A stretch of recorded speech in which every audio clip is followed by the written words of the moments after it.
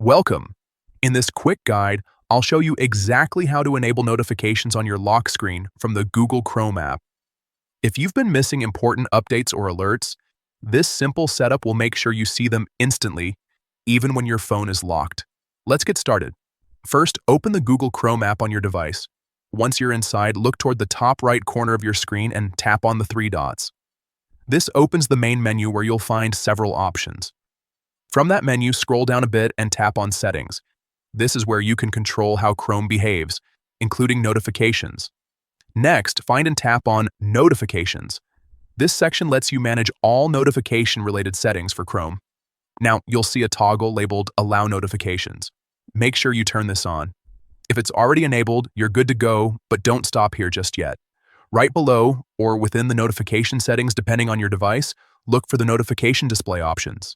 Here, you want to make sure that notifications are allowed on the lock screen.